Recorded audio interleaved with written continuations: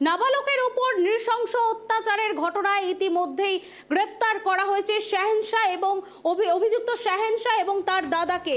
আপনাদের আরো একবার জানিয়ে রাখি, নাবালকের উপর নৃশংস অত্যাচারের ঘটনায় পুলিশ অভিযুক্ত শাহেনশা ও তার দাদা ফিরোজকে মুম্বাই থেকে গ্রেপ্তার করেছে বলে পুলিশ সূত্রের খবর। ঘটনার পর থেকে অভিযুক্ত শাহেনশা পলাতক ছিল। তারা দুজনই মুম্বাইয়ে পালিয়ে যাবার পরিকল্পনা নিয়েছিল। গোপন সূত্রে খবর পেয়ে স্টেশন থেকে তাদের গ্রেপ্তার করা হয়েছে ইতিমধ্যে। এই মুহূর্তে যে বড় খবরের দিকে নজর রয়েছে আমাদের, নাবালকের উপর নৃশংস অত্যাচারের ঘটনায় পুলিশ অভিযুক্ত শাহেনশা ও তার দাদা ফিরোজকে মুম্বাই থেকে গ্রেপ্তার করেছে বলে পুলিশ সূত্রে খবর।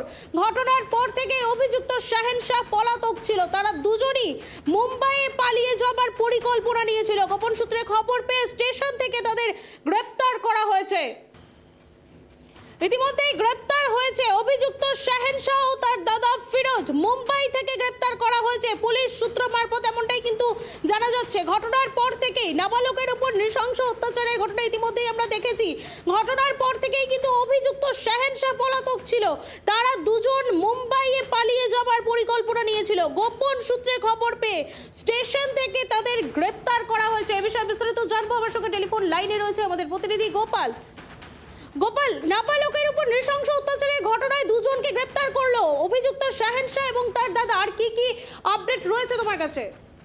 এখন তোমাকে বলি, একটি মর্মান্তিক অমানসিক অত্যাচারের কাহিনী সোশ্যাল মিডিয়ায় ভাইরাল হয়েছিল।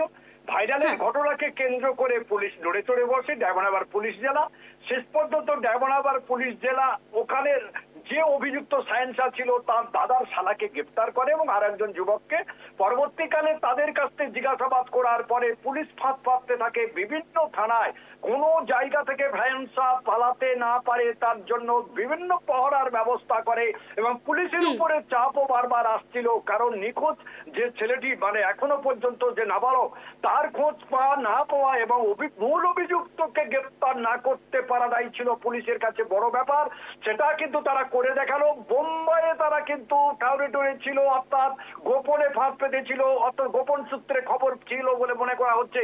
তখন কিন্তু আস্তে যখন বম্বে পালাবার উদ্দেশ্যে তারা যখন যাচ্ছিল, স্টেশন থেকে ফিরোজ এবং তার ভাই শাহেনশা, অর্থাৎ মূল অভিযুক্ত এই শাহেনশাকে গ্রেপ্তার করা হয়েছে এবং তার দাদাকে গ্রেপ্তার করা হয়েছে।